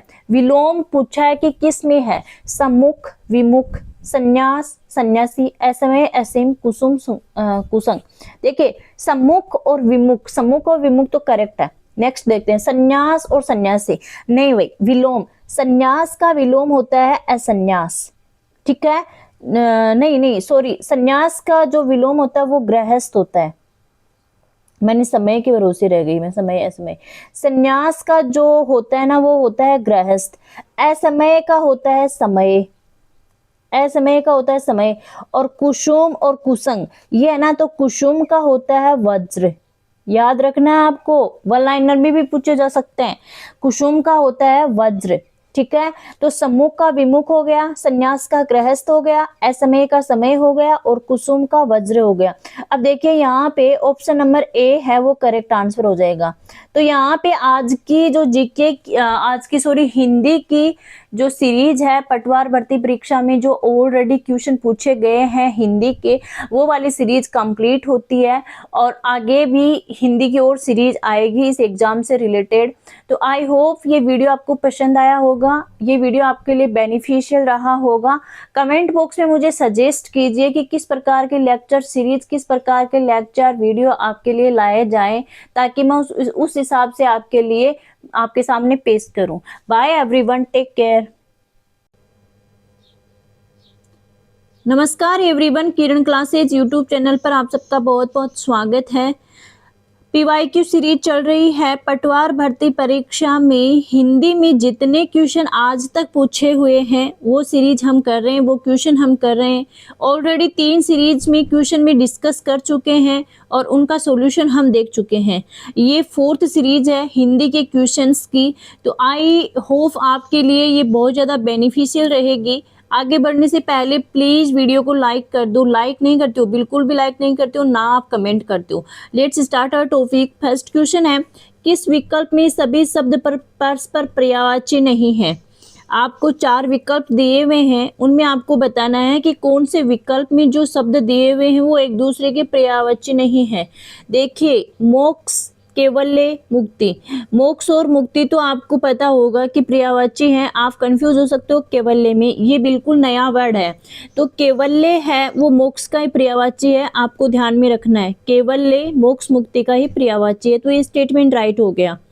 फिर है लहर, तरंग, हिलोर। लहर, तरंग, हिलोर ये भी आपस में एक दूसरे के पर्यायवाची हैं। फिर है वस्त्र, वसन, पट। वस्त्र, वसन, पट ये भी एक दूसरे के पर्यायवाची हैं, आपस में पर्यायवाची है, कोई दिक्कत नहीं है। फिर ऑप्शन में है राधा, कमला, हरिप्रिया। तो ये देखिए आपके सामने जो हरिप्रिया है ना, ये पर्यायवाची है लक्ष्मी का। ठीक है, हरिप्रिया पर्यायवाची है लक्ष्मी का। इसके बाद में जो राधा पर्यायवाची है ना, राधा पर्यायवाची है आपका जो राधिका है ना, यानी कृष्ण की जो प्रिया है ना, कृष्ण की प्रिया, उसका पर्यायवाची है राधा। और फिर आपका कमला दिया हुआ है, कमला कमल का पर्यायवाची आप मान सकते हो। तो ये है ना अलग अलग है, हरिप्रिया लक्ष्मी का है, राधा कृष्ण की प्रिया का है, तो ये एक दूसरे के पर्यायवाची नहीं हुए। तो ऑप्शन नंबर ए है यहाँ पे करेक्ट आंसर हो गया। नेक्स्ट क्वेश्चन में चलते हैं। आपको 4 ऑप्शन दिए हुए हैं कि निम्न शब्दों पर आपको विचार करना है। 4 ऑप्शन दिए हुए हैं, सांप्रदायिक, न्यायाधीश, पारिश्रमिक और अभिषेक। आपको बताना है कि उनमें कौन से शब्द हैं वो बिल्कुल राइट हैं, बिल्कुल सही हैं, बिल्कुल शुद्ध लिखे गए हैं। देखिए पहला देखते हैं, सांप्रदायिक बिल्कुल करेक्ट है, सांप्रदायिक बिल्कुल करेक्ट वर्ड है। इसके बाद में न्यायाधीश। अब देखिए न्यायाधीश आप बोलते हो ना, तो क्या बोलते हो? न्यायाधीश। न्यायाधीश, ये इनकरेक्ट है, ये होता है न्यायाधीश। आप ध्यान कर लेना, न्यायाधीश, आगे के लिए गलती मत कर देना, क्योंकि हम जब बोलते हैं तो ऐसे बोलते हैं न्यायाधीश, तो हमें ये लगता है न्याय और धीश ये होना चाहिए, जबकि ये नहीं होता, न्यायाधीश है वो बिल्कुल करेक्ट है। उसके बाद में पारिश्रमिक, देखिए पारिश्रमिक नहीं होता, ये होते हैं पारिश्रमिक। छोटी री की छोटी मात्रा आती है, पारिश्रमिक नहीं होता, पारिश्रमिक होता है। तो ये इनकरेक्ट हो गया ऑप्शन नंबर 3। फिर होता है अभिषेक, अभिषेक में जो स आता है ना वो ये आता है, अभिषेक ये वाला से होगा, तो ये भी इनकरेक्ट हो गया। अब आपको पूछा है शुद्ध शब्द कौन से हैं, तो सांप्रदायिक और न्यायाधीश ये 2 शुद्ध शब्द हैं, फर्स्ट और सेकंड कौन से ऑप्शन में है, ऑप्शन नंबर सी में, तो ऑप्शन नंबर सी है यहाँ पे करेक्ट आंसर हो गया। नेक्स्ट क्वेश्चन चलते हैं। यहाँ पे आपको पूछा है व्याकरण की दृष्टि से कौन सा शुद्ध वाक्य है, व्याकरण की दृष्टि से आपको करेक्ट स्टेटमेंट पूछा है। देखिए सूर्य पूर्व पर उगता है, नहीं, सूर्य पूर्व में उगता है, तो यहाँ पे पर की जगह में आएगा तब ये करेक्ट होता है, तो ये इनकरेक्ट हो गया।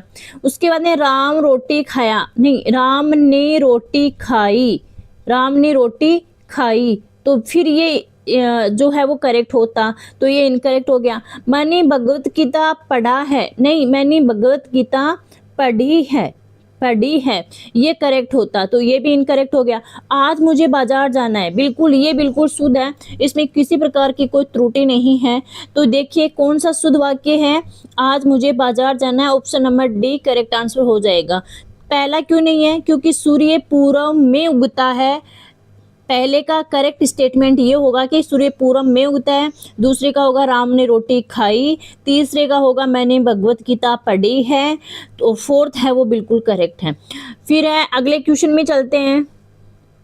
किस वाक्यांश के लिए प्रयुक्त शब्द सार्थक नहीं है, कौन सा वाक्यांश है उसके लिए जो शब्द दिया हुआ है वो बिल्कुल सार्थक नहीं है।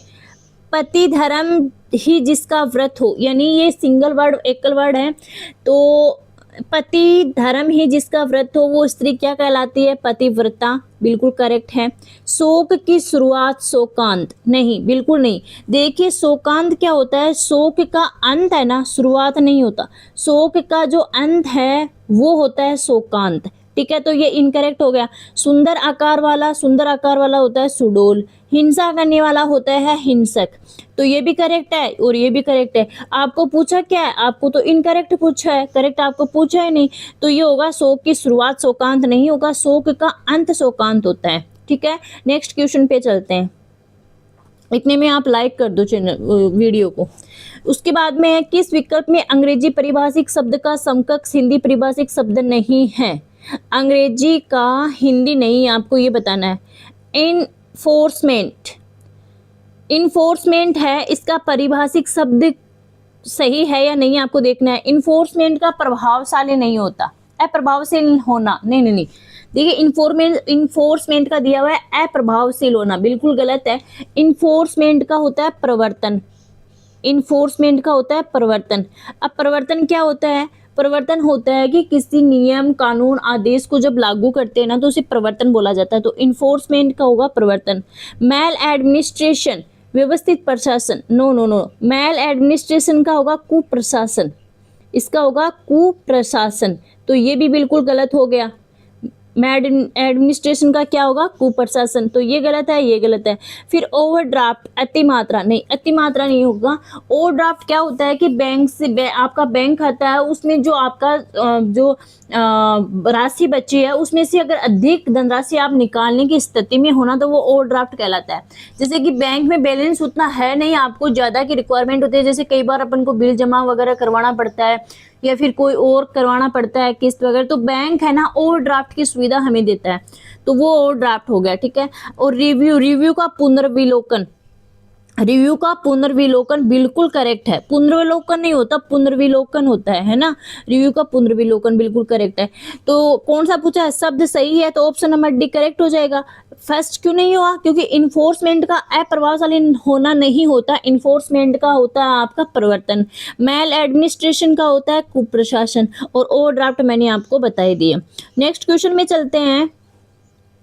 किस विकल्प में एंडोर्समेंट शब्द का समकक्ष हिंदी परिभाषिक शब्द सही है?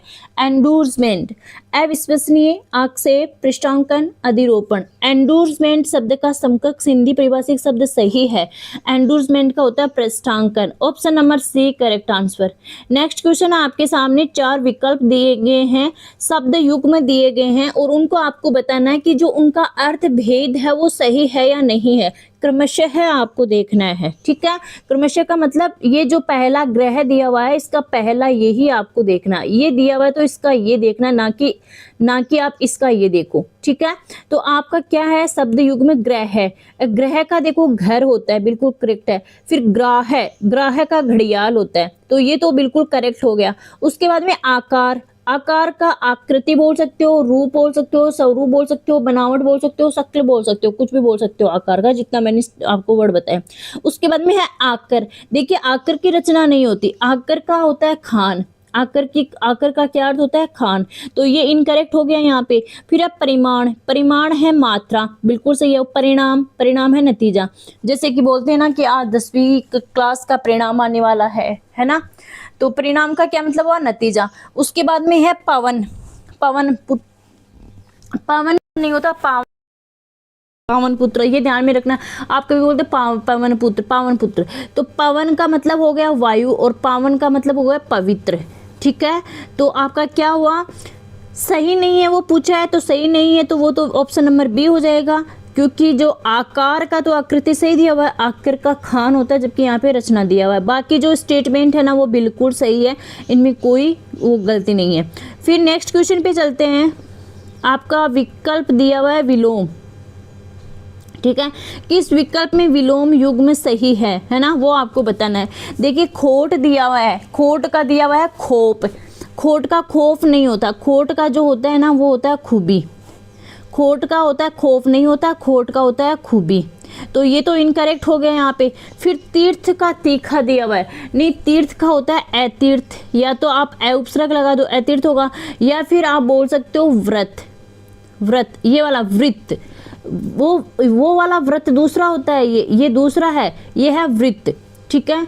तीर्थ का होता है या तो अतीर्थ या होता है वृत्त। अब वृत्त क्या होता है, बोले मैम वृत्त क्या होता है, हमें समझ में नहीं आता। वृत्त होता है कि जो जीवन या कोई भी जो स्थान है ना, जो वहाँ पे तीर्थ नहीं है ना। तीर्थ क्या होता है, तीर्थ होता है कि पवित्र स्थान हो गया या यात्रा हो गई या धार्मिक स्थान हो गया, उसे तीर्थ बोलते हैं ना। और अतीर्थ, तीर्थ का विलोम हो जाएगा या वृत्त हो जाएगा, ठीक है। फिर है मरियल मरीचि, मरियल मरीचि नहीं होता, मरियल का होता है मजबूत, मरियल का विलोम क्या होता है, मजबूत होता है। फिर द्रुत मंद, बिल्कुल ये बिल्कुल करेक्ट है। तो यहाँ पे आपको सही पूछा, विलोम युग्म है। विलोम युग्म कौन सा है, मतलब आपको बताना है कि ये तो विलोम युग्म है ही नहीं भाई, जब बेल ही नहीं खा रहे तो कैसे हो सकते हैं। तो ऑप्शन नंबर डी है वो करेक्ट आंसर हो जाएगा कि द्रुत का विलोम मंद है, जबकि खोट का खूबी होता है, तीर्थ का अतीर्थ या वृत्त होता है, मरियल का मजबूत होता है। नेक्स्ट क्वेश्चन में चलते हैं। दूध के दांत न टूटना मुहावरे का क्या अर्थ है, ज्ञान और अनुभव न होना, उम्र 7 वर्ष से कम होना, कमजोर होना, अस्थायी होना। दूध के दांत न टूटना मुहावरे का क्या अर्थ है, इसका अर्थ है ज्ञान और अनुभव न होना। Option number A correct answer. Next question है, किस शब्द का संधि विच्छेद सही नहीं है, यानी शब्द दिए हुए 4 ऑप्शन दिए हुए हैं आपके सामने, उनमें से कौन से शब्द का संधि विच्छेद सही नहीं है। गुरु उपदेश, सप्तर्षि, अत्यावश्यक, सडानन, ये सब दिए हुए हैं। गुरु उपदेश, गुरु धन उपदेश, ये बिल्कुल करेक्ट है, इसका संधि विच्छेद सही है। और सही नहीं है वो पूछा है, तो गुरु प्लस उपदेश। सप्तर्षि, सप्तधन ऋषि, ये बिल्कुल सही है। सप्तर्षि, सप्तधन ऋषि। अत्यावश्यक, अत्यावश्यक ये होता है देखो अति, अति है ना वो छोटी मात्रा आएगी, तो अति प्लस आवश्यक होगा, तो ये गलत हो गया क्योंकि इसमें बड़ी मात्रा दी हुई है। सडानन, सट धन आनन, इसमें व्यंजन संधि होगी, ठीक है। तो सट हलंत है और आनन है सडानन, तो इसमें देखो सही नहीं है वो पूछा है। सडानन बिल्कुल करेक्ट है। सप्तर्षि, सप्तधन ऋषि सही है। गुरु उपदेश में आपको ध्यान में रखना है कि गुरु की बड़ी मात्रा नहीं आती, ये कई ये कर देते हैं, ये बड़ी मात्रा कर देते हैं रू की बड़ी मात्रा, जबकि रू की छोटी मात्रा आती है। गुरु उपदेश सही है, सप्तर्षि सही है। जो अत्यावश्यक, अति धन आवश्यक होता है, अति है ना वो छोटी मात्रा आती है, तो ये गलत हो गया, ठीक है। नेक्स्ट क्वेश्चन में चलते हैं। आपका अगला क्वेश्चन है कि उपसर्ग और प्रत्यय दोनों का प्रयोग हुआ है, उपसर्ग का भी प्रयोग हुआ है, प्रत्यय का भी प्रयोग हुआ है, दोनों का प्रयोग हुआ है, वो शब्द कौन सा है? 29 वर्तमान। इसमें देखिए भुलक्कड़, हसोड़ा, फिलहाल, अधकचरा। यहाँ पर कोई ये शब्द होता है कि जैसे कि 29 है, इसमें उपसर्ग का प्रयोग तो हुआ है लेकिन प्रत्यय का नहीं हुआ, ठीक है। इसमें देखिए भुलक्कड़ है, भूल अक्कड़, इसमें उपसर्ग का प्रयोग हुआ है, प्रत्यय का नहीं हुआ, ठीक है। अधकचरा है ना, इसमें उपसर्ग का प्रयोग हुआ है, प्रत्यय का नहीं हुआ। तो ऐसे है ना, किसी में उपसर्ग का हुआ है, किसी में प्रत्यय का नहीं हुआ, किसी में प्रत्यय का हुआ, किसी में उपसर्ग का नहीं हुआ, है ना। तो ये तो तीनों हो गए सेम। अब देखिए फोर्थ, देखिए सुभाषिक और अभिमानी। सुभाषिक में उपसर्ग भी है, प्रत्यय भी है। सुभाषिक में उपसर्ग क्या है? देखिए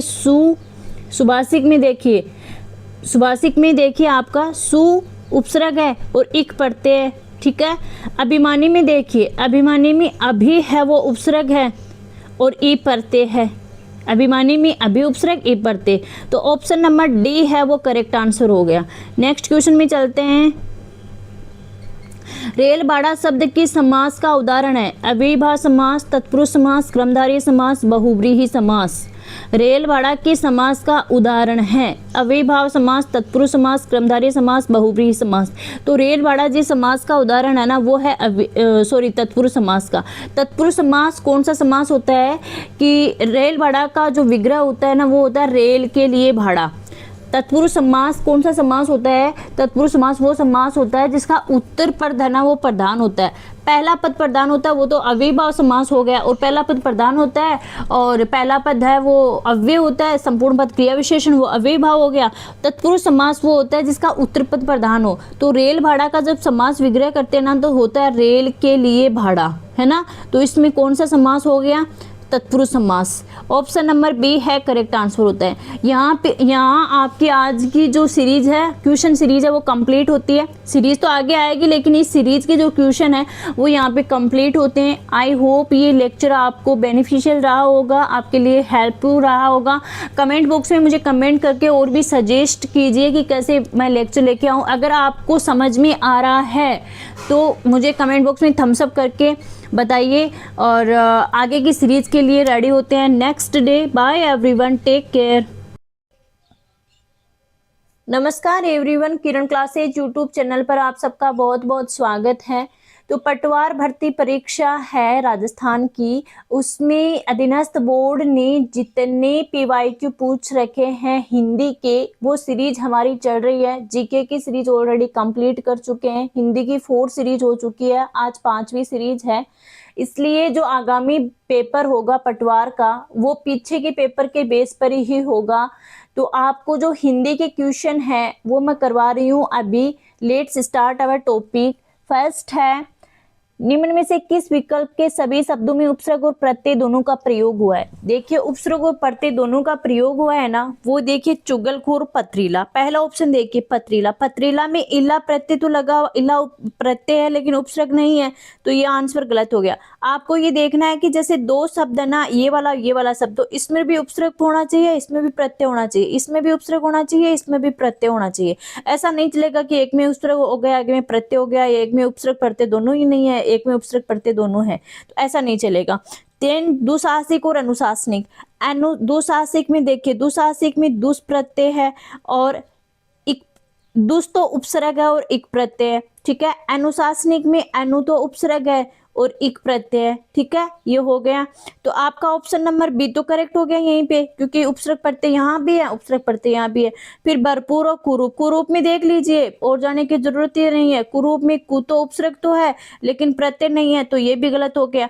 अनसुनी, पागलपन। पागलपन में पन है, वो प्रत्यय तो है लेकिन उपसर्ग नहीं है, तो ये भी गलत हो गया। तो ऑप्शन नंबर बी यहाँ पे करेक्ट हो जाएगा, क्योंकि दुशासिक में दुष उपसर्ग है, इक प्रत्यय। अनुशासनिक में अनु उपसर्ग है, इक प्रत्यय। Option number B correct answer. Next question है आपके सामने। देखिए शब्द युग्म दिया हुआ है और अर्थभेद पूछा है कि सही है या नहीं है। शब्द युग्म है, अर्थभेद है। आपको ये देखना है कि पहला जो शब्द है ना, इसका ये पहले वाला अर्थ ही देखना है। ऐसा नहीं कि पहला शब्द का आप लास्ट वाला अर्थ देखो। जैसे क्रमशः आपको दिए हुए यहाँ पर है, क्रमशः है, इधर वाले रखने। देखिए कड़ाई, कड़ाई का होता है कठोरता, कढ़ाई का क्या होता है, कठोरता होता है, ठीक है। उसके बाद में कढ़ाई, कढ़ाई का होता है कसीदाकारी। आप सुनते नहीं हो क्या कि उस ओढ़नी में ऐसी कढ़ाई की हुई है, तो कढ़ाई का होता है कसीदाकारी। देन होता है अरक, अरक का होता है रस, और अर्क होता है सूर्य। अर्क का होता है रस और अर्क होता है सूर्य। पानी, पानी जो छोटी मात्रा आएगी पानी में, अणी में, ये होगा हाथ, और पानी होगा जल, ठीक है। उसके बाद में अस्तर और अस्त, आप ये देखिए अस्तर और अस्त का, अस्तर होता है हाथ में, अस्तर और शस्त्र क्या होते हैं, हथियार के लिए प्रयुक्त ये युग शब्द युग्म है। अस्तर होता है कि फेंक कर चलाया जाने वाला जो हथियार होता है वो अस्त्र बोलते हैं, और इसके सो अस्त्र के शब्द युग में आता है शस्त्र। शस्त्र होता है कि हाथ में रख कर जो हथियार चलाया जाता है वो शस्त्र होता है। तो अस्त्र का यहाँ पे वस्त्र दिया हुआ है जो कि गलत है, और अस्त्र का दिया हुआ है निकलना, ये भी गलत है, क्योंकि अस्त्र का होता है फेंक कर चलाया जाने वाला हथियार, और अस्त्र का होता है अंधेरा होना, अस्त्र का होता है अदृश्य होना, सॉरी, अस्त्र का होता है अदृश्य होना, यानी दिखाई नहीं देना। तो अस्त्र और अस्त्र यहाँ पे गलत हो गए, ठीक है। आपको क्या पूछा है, आपको पूछा है कि सही नहीं है, आपको सही नहीं है वही वो पूछा है, तो option number D correct answer हो जाएगा।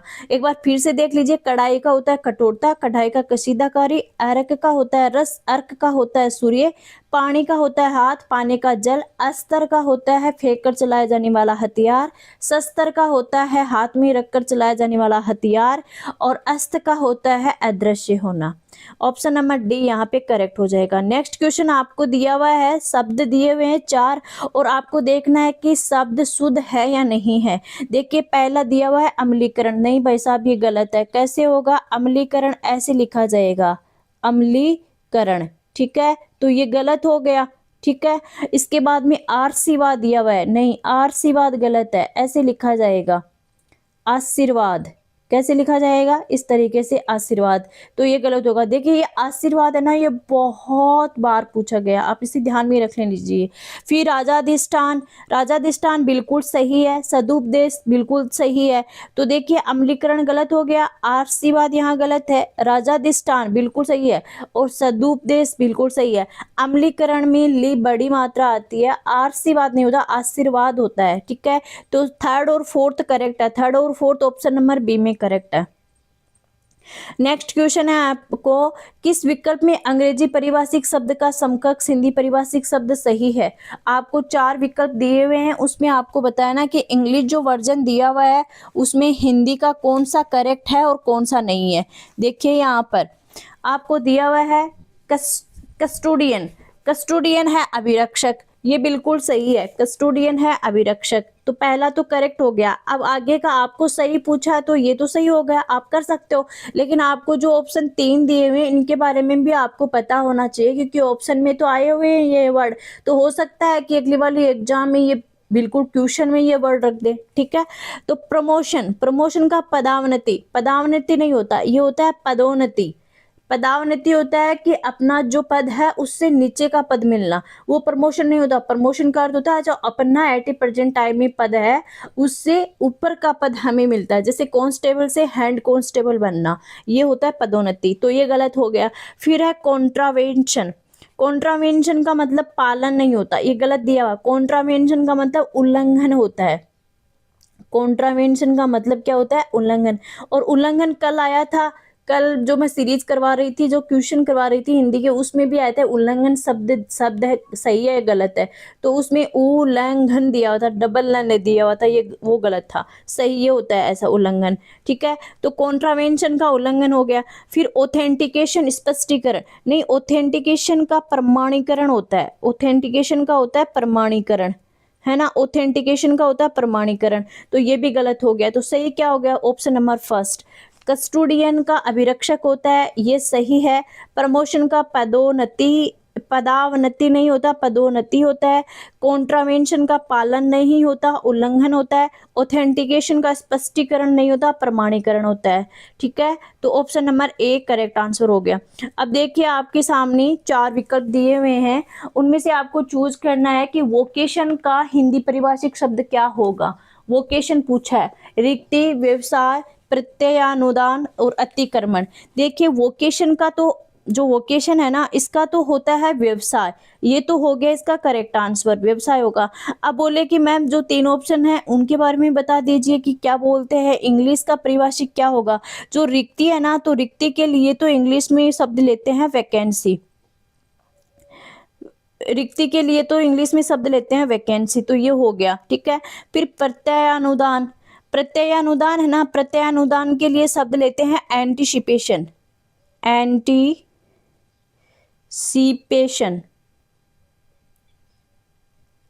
एंटीसिपेशन। ये देख लिए, ANTICIPATION। रिक्ति के लिए वैकेंसी बताया है, व्यवसाय का वोकेशन हो गया, प्रत्यानुदान का एंटीसिपेशन हो गया, और जो आपका दिया हुआ है अतिक्रमण, अतिक्रमण का होता है एनक्रोचमेंट, एनक्रोच, ANCROACHMENT, एनक्रोचमेंट, ठीक है। ये आपको ध्यान में रखना है। अब देखिए, फिर से देख लीजिए, वोकेशन का व्यवसाय, रिक्ति का वैकेंसी, प्रत्यानुदान का एंटीसिपेशन, अतिक्रमण का एनक्रोचमेंट।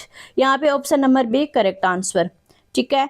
नेक्स्ट आपके सामने क्वेश्चन दिया हुआ है कि किस विकल्प में, किस शब्द में परस्पर पर्यायवाची नहीं है। देखिए, जगदीश, प्रभु और ईश, जगदीश, प्रभु और ईश, ये तीनों एक दूसरे के पर्यायवाची हैं ईश्वर के, ठीक है। ईश्वर का पर्यायवाची ईश भी है, प्रभु भी है, जगदीश भी है। फिर है ऑप्शन, ये तो पर्यायवाची हो गया। नहीं है, आपको पूछा है स्वान, स्वा, कुकर। ये स्वान, स्वा, कुकर ये कुत्ते के पर्यायवाची हैं, बिल्कुल ये भी सही है। काक, पर, पाली, कोयल, कोकिल, कोयल के पर्यायवाची कोकिल भी है, कोयल का काक, पाली भी है, तो ये भी करेक्ट हो गया। अब देखिए, सुगा, पीक, मधुप। देखिए, सुगा है ना, सुगा होता है आपके तोते का पर्यायवाची, ठीक है। उसके बाद में पीक, पीक होता है आपके कोयल का पर्यायवाची, और मधुप है ना, कोयल, और मधुप होता है आपका जो भौरा होता है, उस भौरा का पर्यायवाची।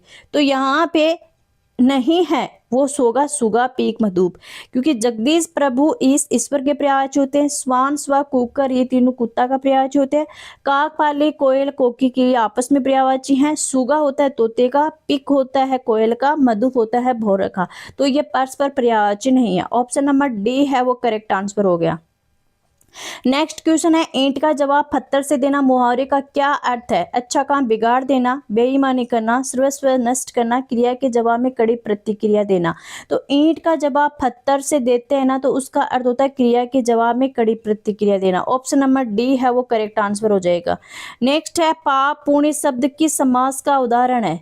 पाप पुण्य, पाप पुण्य शब्द किस समास का उदाहरण है, यह आपको बताना है, ठीक है।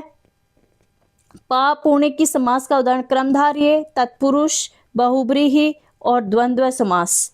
यहाँ पे देखिए, पाप और पुण्य का जब आप पाप पुण्य शब्द है ना, इसका जब आप विग्रह करोगे तो होगा पाप और पुण्य। अब देखिए, पाप और पुण्य कौन से समास के अनुसार खरा उतरता है, तो यहाँ पे द्वंद्व समास के अनुसार पाप पुण्य वो खरा उतर रहा है, क्योंकि द्वंद्व समास की ये डेफिनेशन होती है कि जिस समास में दोनों पद प्रधान हो और बीच में और या अथवा जैसे समुच्चय बोधक शब्द आते हैं ना, तो वो द्वंद्व समास होता है। अब जब आप पाप पुण्य का विग्रह करोगे तो पाप और पुण्य आएगा। पहली बात तो इसमें पाप और पुण्य दोनों पद प्रधान है।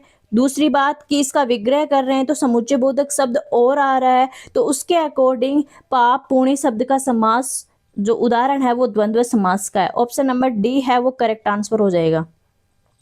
नेक्स्ट क्वेश्चन आपके सामने है कि आपको विलोम युग्म कौन से शब्द में है और कौन से में नहीं है, ये चूज करने हैं, ठीक है। विलोम युग्म, यहाँ पे देखिए, निर्मल और निर्मूल, निर्मल का निर्मूल नहीं होता, ये गलत है। निर्मल, निर्मल होता है मतलब स्वच्छ होता है, निर और मल यानी बिना मल के, स्वच्छ है ना, तो इसका क्या होगा, इसका विलोम होगा मलिन। इसका विलोम क्या होगा, निर्मल का विलोम क्या होगा, मलिन। इसके बाद में देखिए, गठना और गठाना, गठना है ना, गठना का विलोम जो होता है वो गठाना नहीं होता, इसका होता है अनुभव। इसका क्या होगा, इसका अनुभव होता है। घटना होती है कि जो घटना घटित होती है, अनुभव है ना जो जिस घटना को हम महसूस करते हैं, है ना। घटना तो मतलब हो चुकी है वो, तो घटना और घटना का विलोम होगा अनुभव। उसके बाद में जो आपको दिया हुआ है पर्याप्त और पर्याय, पर्याप्त का पर्याय नहीं होता, पर्याप्त का अपर्याप्त होता है, क्या होता है, अपर्याप्त है। तो यहाँ पे डी है वो डी भी कैंसिल हो गया। सही कौन सा है, सापेक्ष निरपेक्ष सही है, सापेक्ष का क्या होगा, निरपेक्ष। Option number B correct answer. एक बार फिर से देख लीजिए, निर्मल का निर्मूल नहीं होता, निर्मल का मलिन होता है, घटना का अनुभव होता है, पर्याप्त का अपर्याप्त होता है, विलोम शब्द, और सापेक्ष का निरपेक्ष। तो एक ही यहाँ पे करेक्ट है, option number B. Next question है आपके सामने, नेक्स्ट क्वेश्चन दिया हुआ है, किस वाक्यांश के लिए प्रयुक्त शब्द सार्थक नहीं है। एकल शब्द दिए हुए हैं, सार्थक नहीं है, वो बताना आपको। कड़वी बातें सुनने वाला कटुभाषी, नहीं यही गलत हो गया, पहला ही गलत हो गया। देखिए कटुभाषी क्या होता है, कड़वी बातें बोलने वाला, सुनने वाला कटुभाषी नहीं होता, भाषी यानी बोलने वाला। तो यहाँ पे गलत हो गया, यहाँ पे क्या होगा, बोलने वाला, पहला ही गलत हो गया। ठीक है, किसी वस्तु का चौथा हिस्सा, चतुर्थांश, चतुर्थ धन अंश यानी चौथा हिस्सा, तो ये करेक्ट है। देश के प्रति भक्ति रखने वाला, देशभक्त, ये करेक्ट है। हिसाब किताब लिखने वाला, लेखपाल, ये करेक्ट है। तो जो इनकरेक्ट पूछा है यहाँ पे, इनकरेक्ट पूछा है वो है कड़ी हुई बातें सुनने वाला। कड़वी बातें सुनने वाला नहीं, कड़वी बातें बोलने वाला कटुभाषी होता है। किसी वस्तु का चौथा हिस्सा चतुर्थांश होता है। देश के प्रति भक्ति भावना रखने वाला देशभक्त होता है। हिसाब किताब लिखने वाला लेखपाल होता है। नेक्स्ट क्वेश्चन है आपके सामने, नेक्स्ट क्वेश्चन ये कहता है कि आपको संधि विच्छेद दिया हुआ है। ठीक है, किस शब्द का संधि विच्छेद सही नहीं है, ये आपको दिया हुआ है। परोपकार, परधन उपकार, ठीक है, ये सही है। अब आपको पूछना है, सही नहीं है वो पूछा है, परोपकार में कौन सी संधि होती है, परोपकार में गुण संधि है। फिर जगदीश, जगत, नहीं ये गलत है भाई, ये होता है जगत, जगत धन ईश, ये होगा जगत धन ईश इसका। और व्यंजन संधि है तो ये गलत हो गया। पित्र आ गया, पितृ, पितृधन आ गया, इसमें यण संधि है तो ये भी सही है। नरेंद्र, नर धन इंदर, ये भी सही है, क्योंकि नरेंद्र में क्या होती है, नरेंद्र में गुण संधि है। तो ये आपका जो तीन तो करेक्ट है, परोपकार करेक्ट है, तो तीन करेक्ट है ना, परोपकार करेक्ट है, परधन उपकार इसमें गुण संधि होगी, पित्र आ गया, पितृधन आ गया, इसमें यण संधि होगी, नरेंद्र, नर धन इंदर इसमें गुण संधि होगी, और जगदीश, जगदी प्लस सैन नहीं होता, जगत प्लस ईश व्यंजन संधि होती है। ऑप्शन नंबर बी यहाँ पे करेक्ट आंसर हो जाएगा। नेक्स्ट क्वेश्चन है आपके सामने, आपको व्याकरण की दृष्टि से क्या करना है, शुद्ध वाक्य का चयन करना है। चार आपके सामने वाक्य दिए, उनमें से करेक्ट वाक्य का चयन करना है। मेरी घड़ी में 4 बजा है, नहीं नहीं नहीं, इसका करेक्ट होगा मेरी घड़ी में 4 बजे हैं, बजा है नहीं बजे हैं। ठीक है, ये इनकरेक्ट हो गया। मैं तेरे से बात नहीं करूंगा, नहीं नहीं, मैं तुमसे बात नहीं करूंगा, मैं तुमसे या तुझसे बात नहीं करूंगा। मैं केवल इतना जाता हूँ, बिल्कुल यही करेक्ट हो गया। हाथी चलती है, नहीं भाई हाथी पुल्लिंग है, स्त्रीलिंग थोड़ी ना है, तो हाथी चलता है। ठीक है, तो ये हो गया, यानी कि मेरी घड़ी में 4 बजे हैं। यहाँ देखिए, यहाँ पे शुद्ध कौन सा है, शुद्ध ऑप्शन नंबर सी शुद्ध वाक्य है, मैं केवल इतना चाहता हूँ। पहला क्यों नहीं है, क्यों मेरी घड़ी में 4 बजा है, ये इनकरेक्ट है, मेरी घड़ी में 4 बजे हैं, ये सही है। मैं तेरे से बात नहीं करूंगा, ये इनकरेक्ट है। मैं तुमसे बात नहीं करूंगा या मैं तुझसे बात नहीं करूंगा, ये करेक्ट है। हाथी चलती है, ये इनकरेक्ट है, करेक्ट होगा हाथी चलता है। ऑप्शन नंबर सी यहाँ पे करेक्ट आंसर हो जाएगा। यहाँ पे हिंदी की जो पटवार भर्ती परीक्षा में जो हिंदी के क्वेश्चन पूछे गए हैं वो क्वेश्चन कंप्लीट होते हैं। इसी के साथ में ये वाली सीरीज कंप्लीट होती है। अब आप मुझे कमेंट बॉक्स में कमेंट करके ये बताओगे कि नेक्स्ट जो सीरीज है ना आपके लिए, आपको पटवार भर्ती परीक्षा में, वो आपको मैथ की चाहिए या फिर साइंस की चाहिए या फिर कंप्यूटर की चाहिए। कमेंट बॉक्स में मुझे कमेंट करके बताना, वीडियो को लाइक कर देना। और आई होप ये लेक्चर आपके लिए बहुत ज़्यादा बेनिफिशियल रहेगा। मैं लाइक के लिए बहुत बार आपको बोलती हूँ, लाइक आप बिल्कुल भी नहीं करते, ना ही आप शेयर करते हो। Please I request to all student, like share subscribe channel जरूर कर लेना। Bye everyone, take care.